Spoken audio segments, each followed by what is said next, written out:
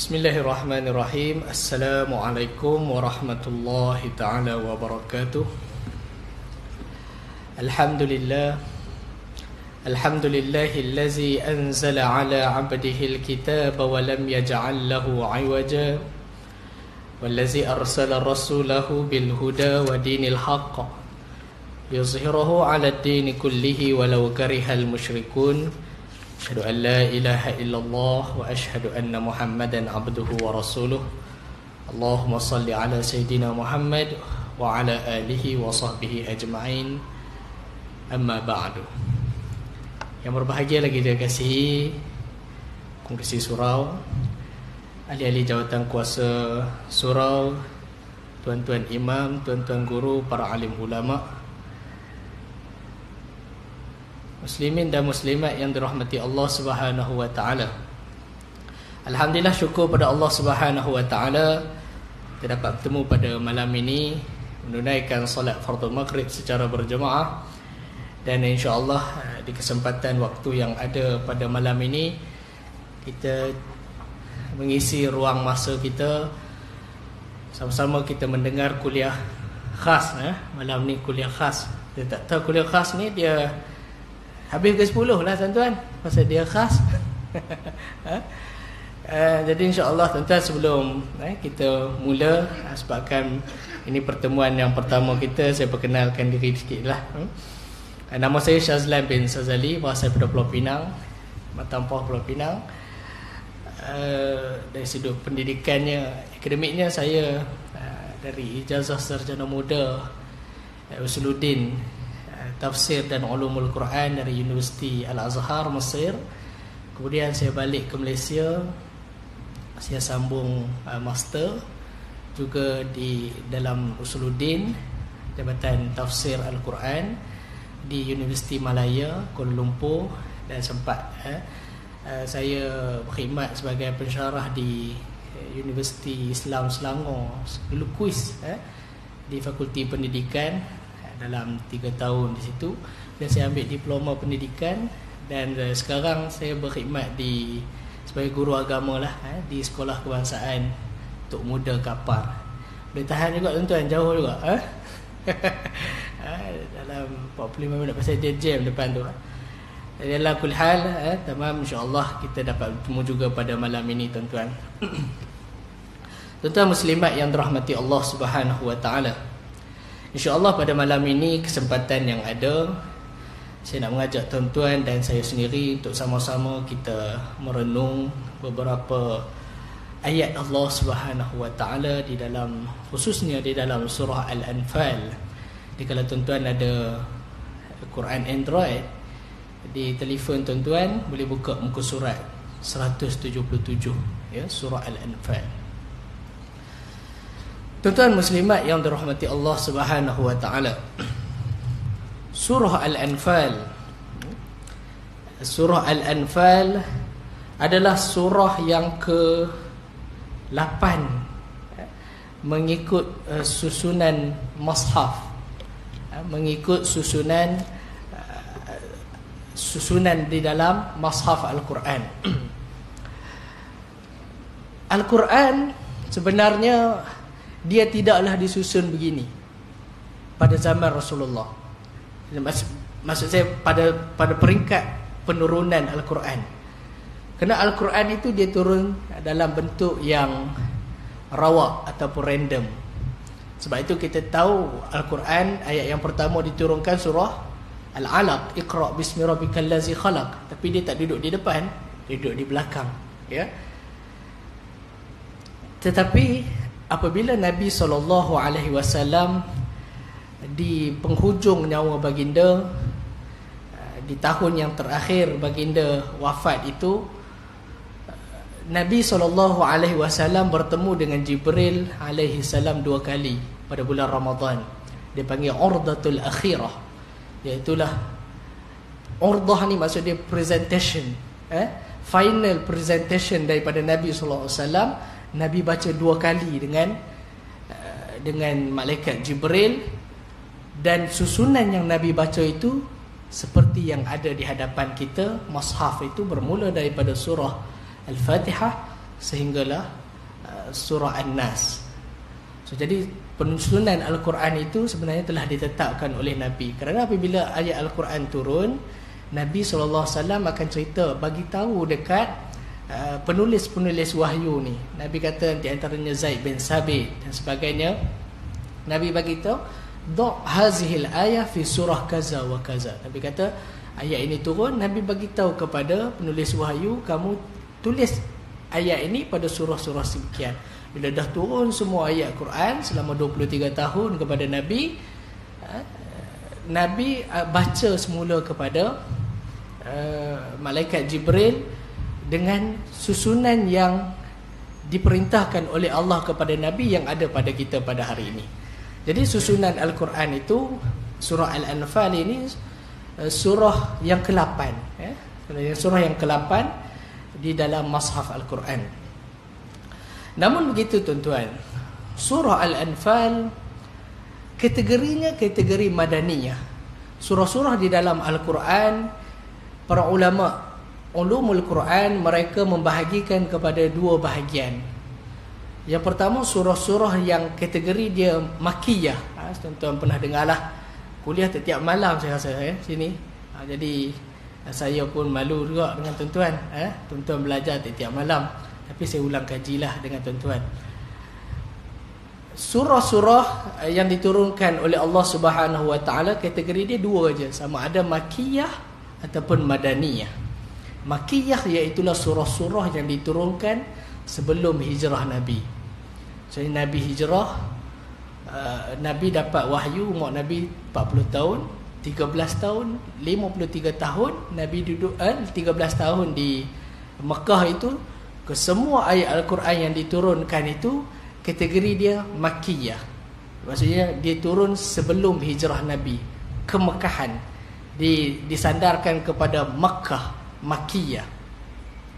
Maka apabila Nabi SAW berhijrah ke Madinah, sesampainya Nabi di Yathrib, Madinah ketika itu dinamakan sebagai Yathrib, sampai je di situ, maka keseluruhan ayat yang turun selepas Nabi berhijrah itu semuanya dikategorikan sebagai madaniyah ataupun kita kata madani. Madani itu maksud dia yang dinisbahkan kepada Madinah. Dulu Madinah nama dia Yathrib. Bila Nabi datang, Nabi sebut Madinah yang bertamadun, yang mempunyai ketamadunan. Nabi membina negara di Madinah. Baik, jadi jelas itu. Para ulama mereka mengambil kira berkenaan dengan surah-surah makiyah dan madaniyah. Kerana kalau kita perhatikan surah-surah makiyah, dia mempunyai karakter dia. Dan juga madaniyah pun dia ada karakter dia. Dia ada surah-surah makiyah, kalau kita baca, dia ada tabiat dia, dia ada sifat dia, dan dia ada approach, pendekatan yang berbeza di peringkat makiyah dan peringkat madaniyah.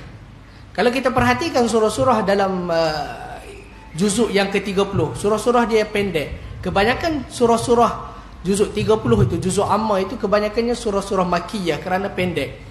Kerana pendekatan ketika itu Islam belum lagi kuat, maka ayat-ayat dia pendek kerana masyarakat Quraisy ketika itu tak mahu dengar Quran.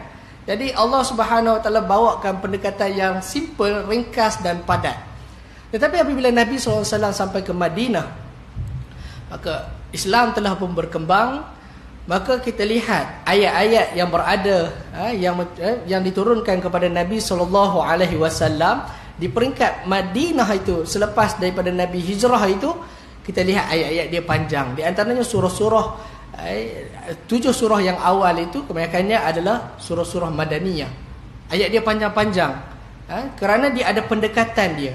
Semacam kita lah, sebab itu Al-Quran ini dia adalah education, dia satu pendidikan. Dia mengajar bagaimana kita nak mendekati seseorang, mendekati mad'u kita, audien kita, yang tidak mahu mendengar nasihat itu. Kita tak perlu cakap panjang, kita cakap pendek dan padat dan ringkas sampai pada dia.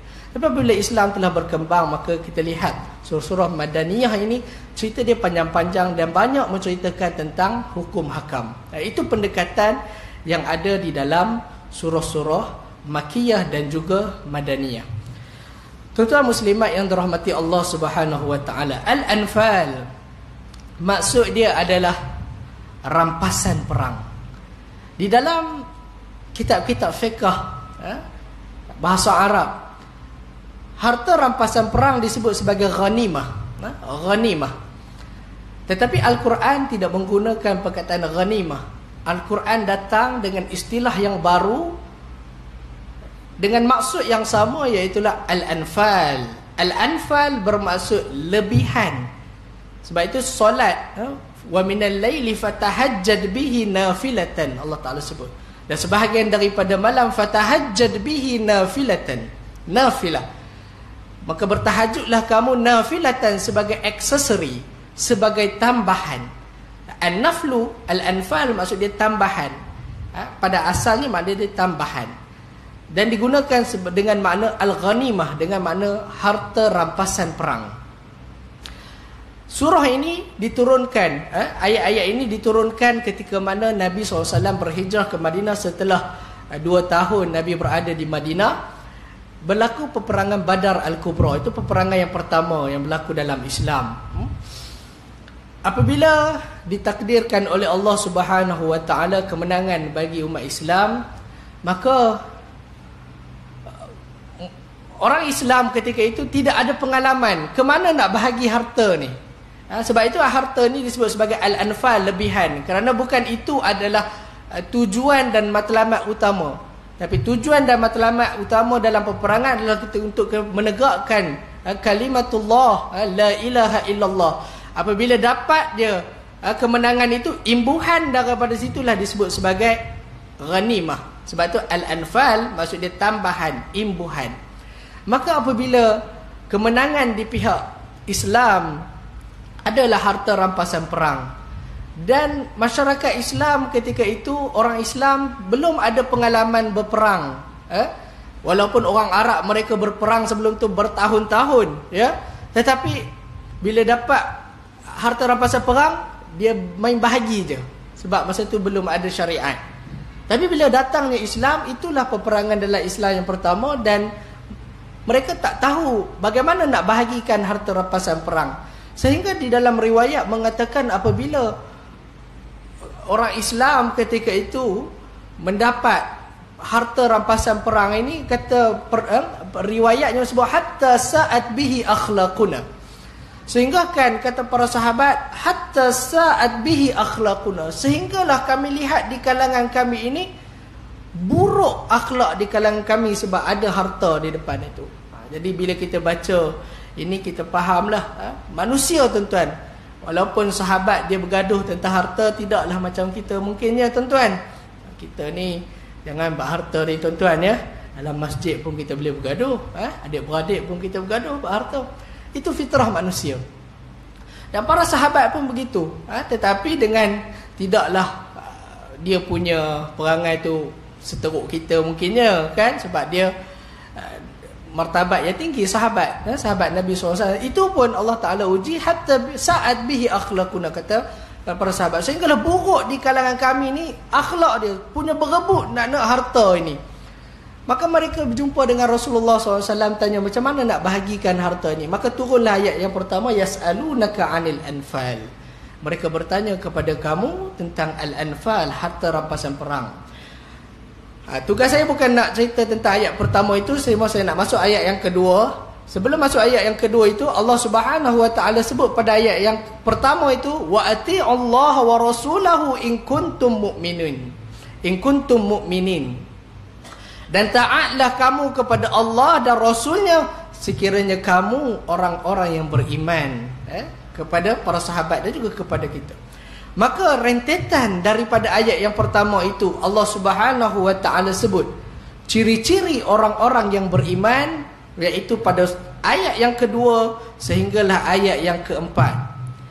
Allah Subhanahu wa taala berfirman, innamal mu'minuna allazina idza dzukirallahu wajilat qulubuhum wa idza tuliyat alaihim ayatuhu zadatuhum imana wa ala rabbihim yatawakkalun.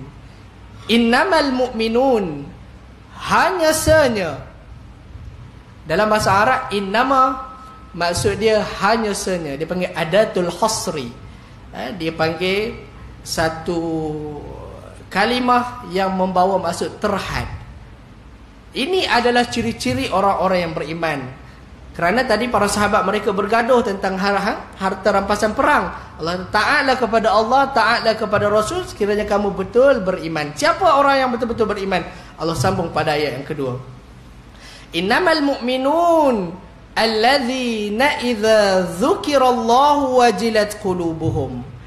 Allazina, iaitulah orang-orang yang idza, apabila dzukirallah, disebut nama Allah, wajilat qulubuhum, gementar hati-hati mereka. Sebahagian para ulama tafsir apabila mentafsirkan ayat ini, mereka mengatakan yang dimaksudkan dengan al-mu'minun, orang-orang yang beriman di sini adalah al-mu'minun al-kamil, iaitulah orang beriman yang sebenar-benar keimanan. Oleh kerana ayat ini ataupun ciri-ciri yang Allah Subhanahu wa taala tentukan di dalam ayat ini, ciri-ciri orang yang beriman begitu sukar untuk dicapai oleh orang beriman. Kerana ayat yang pertama, ciri-ciri yang pertama Allah sebut, idza dzukirallahu wajilat qulubuhum, apabila disebut nama Allah, wajilat qulubuhum, gementar hati mereka. Dia punya level dia tinggi. Maka kata para ulama, mukmin yang biasa tidak akan sampai ke tahap apabila disebut nama Allah, hati menjadi gementar, hati menjadi takut. Jadi kata, sebab itu pernah ditanya kepada Hasan Al-Basri. Hasan Al-Basri adalah seorang tabi'in. Tabi'in ini seorang yang dia sempat berjumpa dengan dengan sahabat, tetapi dia tak sempat berjumpa dengan Rasulullah sallallahu alaihi wasallam. Dia sebagai tabi'in. Al-Hasan Al-Basri digelar sebagai Sayyidut Tabi'in, ketua bagi segala tabi'in. Para tabi'in itu dia ketua. Kurang dia tak jumpa dengan Nabi je. Dia jumpa dengan Nabi, dia jadi sahabat juga. Martabat sahabat begitu tinggi, ya. Ditanya kepada Hasan Al-Basri, "Amu'minun anta?" Adakah kamu beriman, Hasan Al-Basri? Dia jawab, "Al-imanu qismani." Iman itu ada dua bahagian. Bahagian yang pertama, an tu'mina billahi wa malaikatihi wa rusulihi fa ana mu'minun bihi. Bahagian yang pertama, kata dia, iaitulah beriman dengan Allah, beriman dengan Rasul, beriman dengan malaikat, fa ana mu'minun bihi. Maka bahagian ini aku beriman dengannya. Wa qismun, bahagian yang kedua, qauluhu ta'ala, firman Allah, innamal mu'minuna alladzina idza dzukirallahu wajilat qulubuhum. Iaitulah hanya sahaja orang yang beriman apabila disebut nama Allah, wajilat qulubuhum, gementar hati mereka. Kata Hasan Al-Basri, walastu adri hal ana minhum am la. Aku pun tak tahu sama ada aku masuk dalam golongan ini ataupun tidak. Itu Hasan Al-Basri. Al-Basri maksud dia duduk di Basrah. Kalau kita tak tahu dia duduk di Bandar Puteri tak? Tak tahulah beriman ke tak. Itu yang saya katakan, martabat ciri-ciri ini begitu sukar untuk dicapai. Sebab jadi sebahagian para ulama tafsir mereka mengatakan dimasukkan dengan iman di sini adalah kamalul iman, mukmin yang benar-benar beriman. Iaitulah apabila disebut nama Allah, wajilat qulubuhum, gementar hati-hati mereka. Ya. Ummu Darda ini isteri kepada Abi Darda. Dia ditanya tentang apa maksud al-wajlu. Dia kata, innamal wajlu fil qalbi ka ihraqis sa'afah. Hanya sahaja al-wajlu, gementar, gerun, takut, fil qalbi, dalam hati itu, kais'afil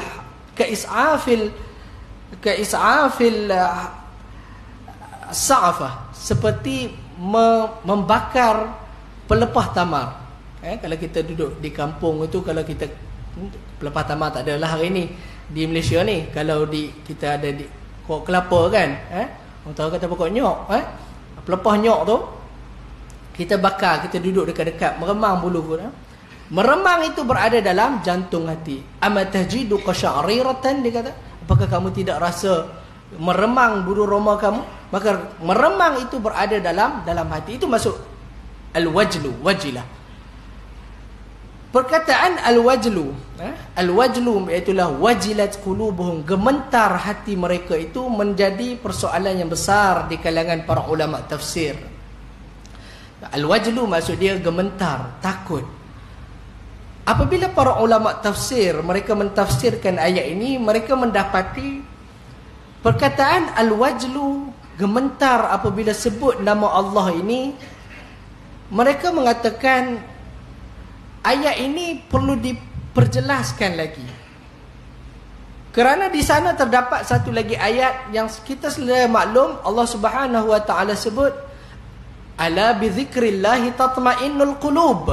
Ketahuilah, dengan mengingati Allah tatmainnul qulub, hati akan menjadi tenang. Di sini Allah Subhanahu wa taala sebut kalau sebut nama Allah, hati gementar, hati jadi takut. Tapi dalam ayat yang lain Allah Taala sebut apabila ala bi dzikrillah, ketahuilah dengan menyebut nama Allah, dengan zikir kepada Allah, tatmainnul qulub, itulah hati akan menjadi tenang. Itu satu benda yang kontradik. Satu tenang, satu lagi berasa macam gementar, jantung yang sama. Kata Al-Imam Asy-Sya'rawi rahimahullahu ta'ala di dalam tafsirnya, dia kata sebenarnya ayat ini tidak ada percanggahan, tidak ada kontradik di situ. Kerana ayat yang Allah Subhanahu wa ta'ala ceritakan pada surah Al-Anfal ini, apabila disebut nama Allah wajilat qulubuhum, gementar hati mereka itu nak menggambarkan mahabatu sifatil jalal, nak menggambarkan sifat Allah, keagungan, kehebatan sifat Allah Subhanahu wa taala. Kerana sifat-sifat Allah ini para ulama membahagikan kepada tiga. Dia ada sifat yang jamal, iaitu sifat indah. Ada sifat yang jalal, sifat agung. Dia ada sifat yang kamal, yang sempurna. Maka ayat ini Allah Subhanahu wa taala nak menceritakan tentang mahabatu sifatil jalal, keagungan, kehebatan sifat Allah Subhanahu wa taala. Maka kehebatan Allah, keagungan Allah, apabila disebut nama Allah, hati akan menjadi gerun. Manakala pada ayat ala bi dzikrillah tatmainnul qulub, ketahuilah dengan mengingati Allah hati akan menjadi tenang, itu nak menceritakan tentang hanan sifatil jamal, keindahan, kelunakan sifat jamal, sifat indah Allah Subhanahu wa taala. Maka kita perhatikan di sini, hati seorang hamba itu apabila disebut nama Allah ada dua keadaan. Apabila dia melakukan kesalahan, konteks ayat ini, para sahabat yang berselisihan, bergaduh tentang harta rampasan perang, apabila diingatkan kepada mereka ittaqullah, bertakwalah kepada Allah, wajilat qulubuhum, gementar hati mereka. Tetapi apabila seorang hamba tidak melakukan dosa, tidak melakukan kesalahan, walaupun dia melakukan kesalahan, tetapi dia bangun malam seorang diri pukul 3, pukul 4 pagi, dia bermunajat seorang diri, dia akan merasai kelunakan daripada Allah Subhanahu wa taala. Ibarat analogi dia seperti seorang anak ataupun cucu kita tuan-tuan. Dia buat salah. Mak dia kata, dia buat salah. Budak-budak kecil kan, dia buat salah. Dia kata tak apa, buat salah nanti. Cakap tak mau dengar.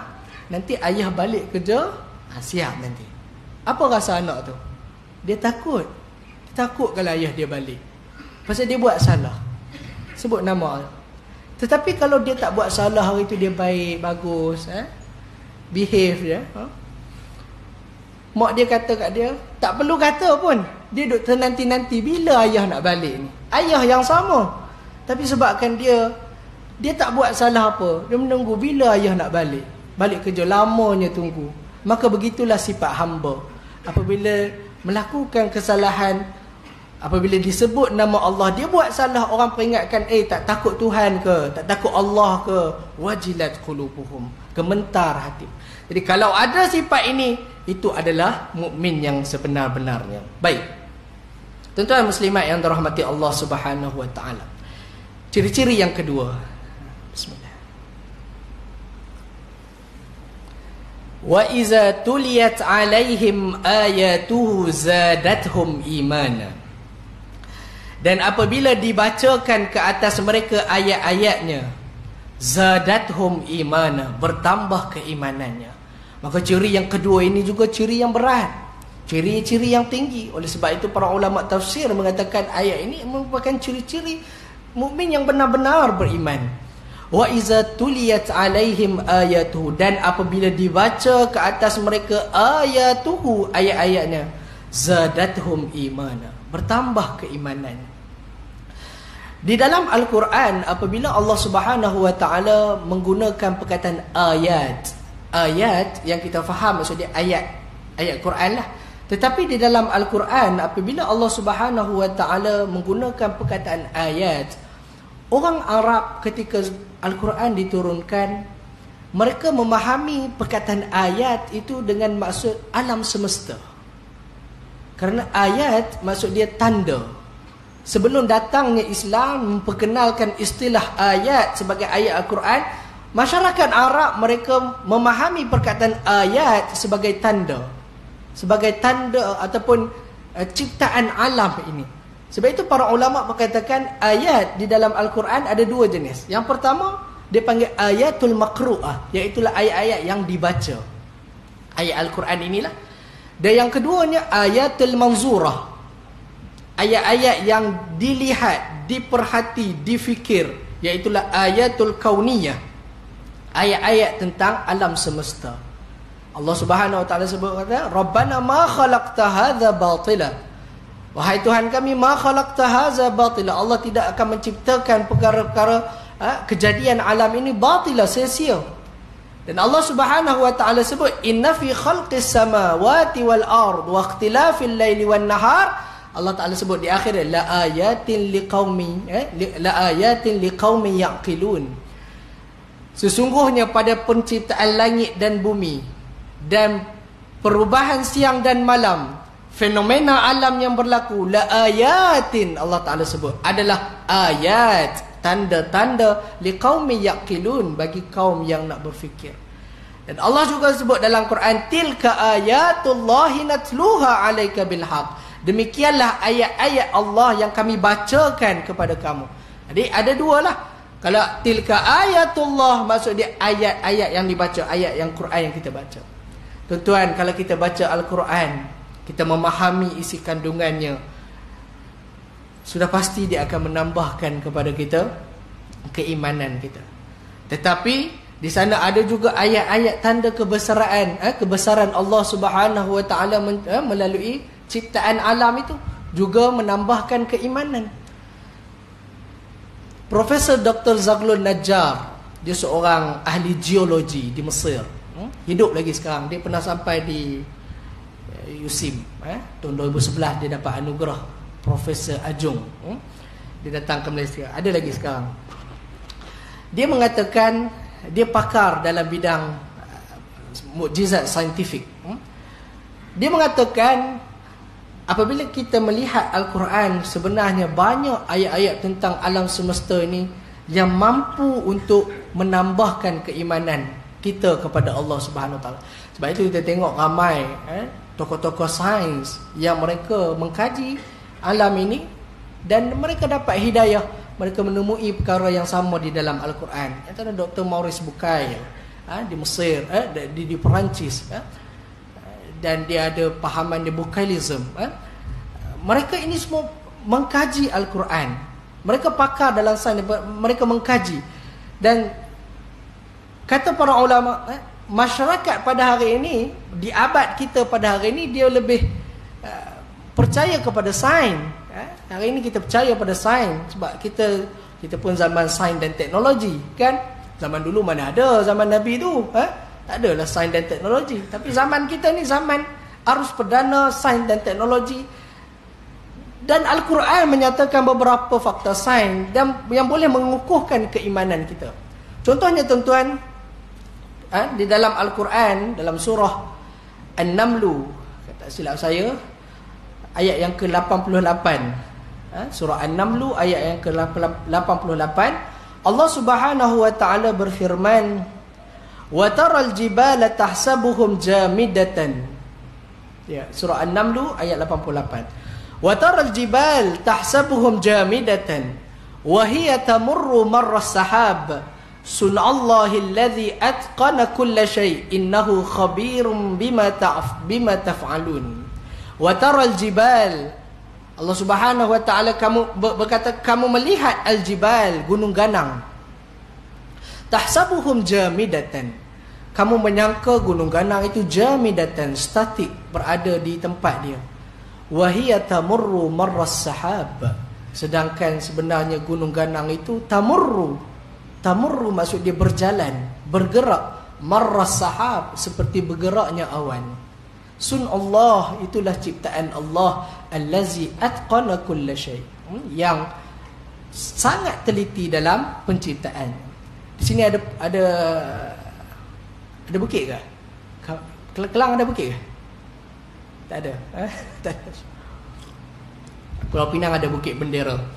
Lama tuan-tuan tak pergi. Mungkin tuan-tuan pergi 20 tahun dulu. Pergi pula cuti sekolah nanti.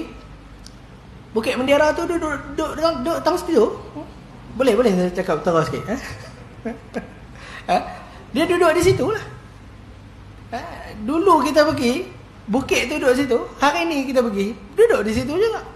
Tapi Al-Quran kata, wataral jibal tahsabuhum jamidatan. Kamu melihat gunung ganang, kamu sangka dia duduk di situ, sebenarnya dia bergerak. Tak bergerak. Kalau ada bukit di kampung kita tu pun, esok kita malam ni kita tidur, esok pagi kita jaga dia duduk atas itu. Dah Quran sebut dia bergerak. Kita perhatikan Allah Ta'ala sebut, wahiya tamurru marras sahab, sedangkan gunung ganang itu dia bergerak seperti bergeraknya awan. Bagaimana awan bergerak? Awan bergerak sendirikah? Dia bergerak dengan bantuan daripada angin. Betul tak? Angin tolak, awan pun bergerak. Kan? Saya pun tak pandai sangat sains, tuan-tuan, duduk baca-baca gitulah. Angin tolak awan bergerak lah. Kalau tak ada angin, awan pun tak bergerak. Maksudnya awan bukan bergerak sendiri, tapi dia bergerak disebabkan angin. Itu faktor sains lah. Sains yang kaji, kita bukan rasa pun. Kita duduk di bumi je. Jadi Al-Quran Allah Subhanahu Wa Taala sebut gunung ganang itu dia bergerak seperti bergeraknya awan itu. Dan kita sedia maklum, memang bumi itu bergerak. Betul tak? Kita bergerak. Jadi bila bumi bergerak, gunung ganang bergerak tak? Gunung ganang bergerak sekali. Maka gunung ganang tidaklah bergerak, ada kaki gerak, hari ini duduk sini, esok pagi duduk belah sana, tak ada. Tapi sebabkan bumi itu bergerak, maka gunung ganang pun bergerak. Seperti bergeraknya awan.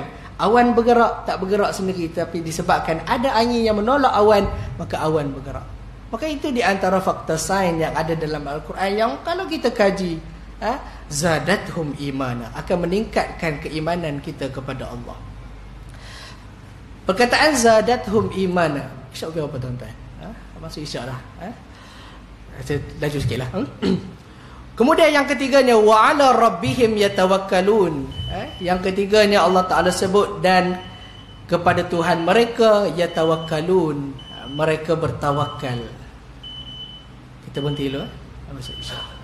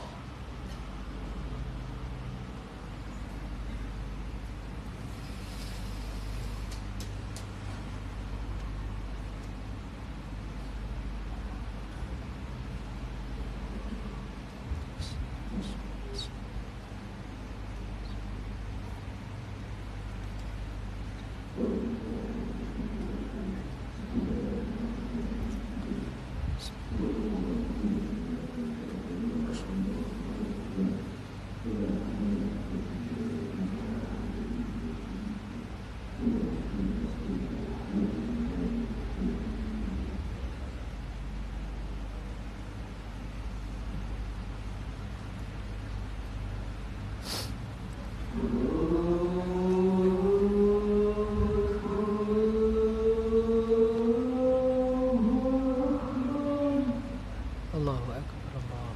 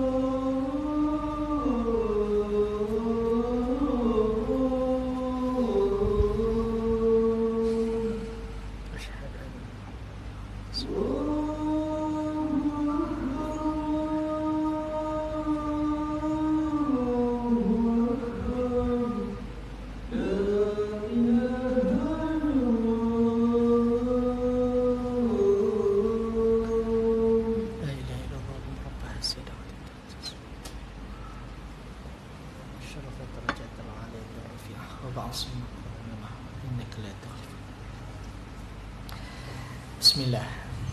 Kita sambung sikit lagi ya tuan-tuan. Besok cuti tuan. Kita sambung 1 jam lagi. Lagi saya berhenti tuan. Baik. Ciri-ciri yang ketiga, Allah Subhanahu wa taala sebut ciri-ciri orang yang beriman yang ketiga, wa 'ala rabbihim yatawakkalun, dan ke atas Tuhan mereka bertawakal. Tawakal maksud dia berserah diri, ya, berserah kepada Allah. Ramai orang kata dia serah pada diri kepada Allah, tapi sebenarnya tawakal yang sebenar itu sebenarnya sukar untuk dibuat, kerana dia adalah kerja hati. Ustaz yang bercakap di hadapan pun belum tentu bertawakal. Wa may yatawakkal 'ala Allah fa huwa hasbuh. Siapa yang bertawakal kepada Allah fa hasbuh, maka mencukupilah bagi Allah, cukuplah Allah bagi dia. Ramai orang yang bertawakal, tetapi apabila dia ditimpa dengan ujian daripada Allah, tawakal ini maksud dia kita berserah kepada Allah. Dia sebut la haula wala quwwata illa billah. Tidak ada daya usaha kita melainkan dengan Allah Subhanahu wa taala. Menyerahkan diri kepada Allah segala urusan kita. Kadang-kadang mungkin di kalangan kita diuji dengan sebagai apa-apa ujian, dia kata dia bertawakal, tapi yang dia nampak dulu kabel dulu. Tak apa, aku ada kabel, kabel aku boleh kau. Tapi bila kabel tu tak boleh, kabel putus, maka barulah dia nak menadah tangan meminta kepada Allah. Jadi sebenarnya tawakal yang sebenarnya itulah kita berhadapan meminta kepada Allah Subhanahu wa taala terlebih dahulu sebelum yang lain.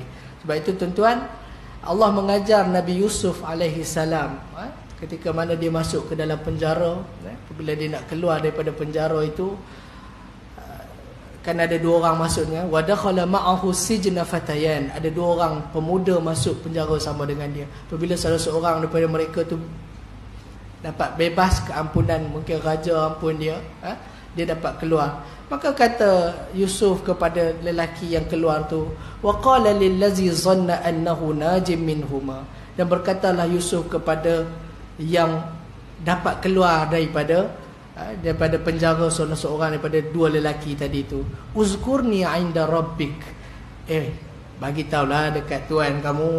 Dia kata, recommend lah, aku pun nak keluar juga, ya. Fa ansahu syaitan, lalu Allah melupakan, syaitan melupakan dia, lupa dia nak bagi tahu dekat Tuhan dia, suruh recommend Nabi Yusuf keluar juga. Sebab apa kata para ulama tafsir, kenapa Allah lupakan? Kerana Allah nak mendidik Nabi Yusuf, bukan pergantungan kepada manusia, tapi pergantungan kepada Allah Subhanahu wa taala. Ciri-ciri yang ketiga. Kemudian ciri-ciri yang keempat, alladzina yuqimunas salah, iaitu orang-orang yang mendirikan solat. Mendirikan solat. Bayangkan tuan-tuan, ketiga-tiga ciri ada. Apabila sebut nama Allah, hati menjadi gemetar. Apabila dibaca ayat-ayat, bertambah iman dia, dan hanya kepada Allah dia bergantung bagaimana kualiti solat dia. Allazina yuqimunas salah, iaitu orang-orang yang mendirikan solat. Sudah pasti kualiti dia hebat, kualiti dia tinggi. Kita tanya diri kita tuan-tuan, dari sejak awal kita solat sampai hari ini maghrib tadi kita solat, bagaimana solat kita? Bagaimana kualiti solat kita? Adakah solat kita sama daripada 10 tahun dulu, ataupun ada penambahbaikan? Tanya diri kita, yang muda, yang tua, saya sendiri, ada tak kita rasa solat kita tadi kurang lah, isyak ni aku nak buat baik lagi pada tadi? Ada penambahbaikan ataupun tidak? Bagaimana sifat orang yang beriman? Alladzina yuqimunas salah, orang-orang yang mendirikan solat. Wa mimma razaqnahum yunfiqun, dan sebahagian daripada rezeki kami yunfiqun, mereka memberi infak. Maka kalau kita perhatikan ciri-ciri yang Allah Subhanahu wa taala sebutkan di dalam ayat kedua dan ayat ketiga, iaitu ada 5. Yang pertama, apabila disebut nama Allah, gemetar hati. Apabila dibaca ayat Al-Quran, iman bertambah, dan dia bertawakal kepada Allah. 3 ciri ini tuan-tuan, kita perhatikan ciri-ciri hak individu. Dia tak kacau dengan siapa, hak kita sahaja. Kita sahaja jaga diri kita. Ciri-ciri yang keempat, Allah Ta'ala sebut alladzina yuqimunas salah.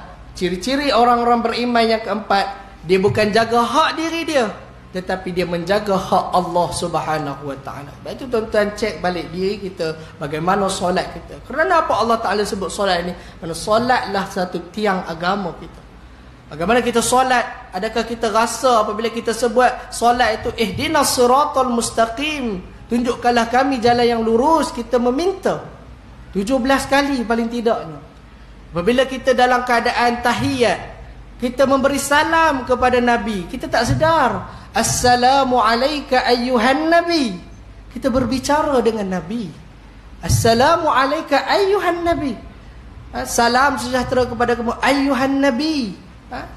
Hari ini, malam ni Rabiul Awal, ginilah 1400 tahun yang lalu, 12 Rabiul Awal, pada malam Nabi SAW dilahirkan. Kita berbicara. Adakah kita rasa? Sebab itu tuan-tuan, kena ada usaha untuk kita memahami apa kita baca dalam solat. Moga-moga menambah kekhusyukan kita kepada Allah Subhanahu wa taala. Baik. Ciri-ciri itu. Ciri-ciri yang kelima, Allah Ta'ala sebut wa mimma razaqnahum yunfiqun, dan sebahagian daripada rezeki yang kami berikan kepada mereka yunfiqun. Ini ciri-ciri orang yang beriman, yang benar-benar beriman. Dia bukan sekadar jaga hak Allah, tetapi dia jaga juga hak manusia. Dia bagi juga infak. Bukan sekadar dia bagi infak, tetapi dia takut juga. Dalam ayat Quran yang lain, Allah Ta'ala sebut wallazina yu'tuna ma atau wa qulubuhum wajilah, dan mereka-mereka yang memberi infak, memberi sumbangan, memberi, siapa bagi tahu dekat dia perlu kepada bantuan, tak ada banyak, dia bagi sedikit. Dia bagi, every time dia akan bagi. Tak ada banyak, dia bagi sedikit. Wa qulubuhum wajilah, Allah Ta'ala, dalam keadaan itu hati dia rasa wajilah. Sayyidina Aisyah bertanya kepada Rasulullah, siapa yang bagi infak tapi hati wajilah, rasa gemetar lagi? Hal huwa yasriqu wa yazni wa yashrabul khamar ya Rasulullah? Dia kata, adakah mereka ini dia mencuri, berzina, minum arak, wa huwa yakhafullah, sedangkan dia takut kepada Allah? Kata Nabi SAW, la ya binta Siddiq, tidak, bukan begitu wahai anak as-Siddiq, walakinnahum yusallun wa yasumun wa yatasaddaqun walakinnahum yakhafuna alla yuqbala minhum. Tetapi mereka ini berinfak, mereka ini bersedekah, mereka ini solat, mereka ini berpuasa. Dalam masa yang sama hati mereka gemetar. Kenapa? Ya khafun, mereka takut alla yuqbala minhum, takut Allah Ta'ala tak terima. Bagi banyak dah, tapi takut Allah Ta'ala tak terima. Itu benar-benar orang-orang yang beriman. Kemudian Allah Subhanahu Wa Ta'ala sebut, ulaika humul mu'minuna haqqan, mereka itulah orang-orang beriman yang sebenar. Lahum darajatun 'inda rabbihim, bagi mereka darjat di sisi Tuhan mereka. Wa maghfiratun, dan keampunan. Wa rizqun karim, dan rezeki yang sempurna, yang mulia dari sisi Allah Subhanahu Wa Ta'ala. Jadi insya-Allah tuan-tuan, saya rasa sekadar itu saja. Nanti kalau lama-lama tuan-tuan marah saya pula, ustaz ni berhentilah. Nanti saya berhentilah tuan-tuan. Dia kuliah tak boleh lama-lama juga tuan-tuan. Nanti dia masuk 15 minit awal je. Jadi insya-Allah moga-moga ada manfaat. Saya buat sedikit ulang kajinya. Kita belajar hari ini berkaitan dengan bagaimana Allah Subhanahu Wa Ta'ala sebutkan kepada kita 5 ciri-ciri orang-orang yang beriman. Usahalah tuan-tuan, saya dan tuan-tuan, untuk sama-sama kita, paling tidak pun kita cuba untuk mencapai darjat keimanan yang sebenar. Semoga dinilai oleh Allah Subhanahu Wa Ta'ala sebagai amalan soleh daripada kita kepada Allah Subhanahu Wa Ta'ala. Sekali lagi saya ucapkan terima kasih kepada pihak surau di atas jemputan pada malam ini. Saya mohon maaf, terima kasih tuan-tuan di atas perhatian, dan saya mohon maaf sekiranya ada kesalahan. Saya rasa itu saja. Qul qauli hadza wa astaghfirullahal azim li wa lakum. Assalamualaikum warahmatullahi taala wabarakatuh. A'udzubillahi minasyaitonir rajim. Bismillahirrahmanirrahim. Allahumma faqihna fid din wa 'allimna at-ta'wil waj'alna min ibadikal salihin. Allahumma arinal haqqa haqqan warzuqna ittiba'ah wa arinal batila batilan warzuqna ijtinabah. Sallallahu ala sayyidina Muhammad walhamdulillahi rabbil alamin. Taqabbalallahu minkum.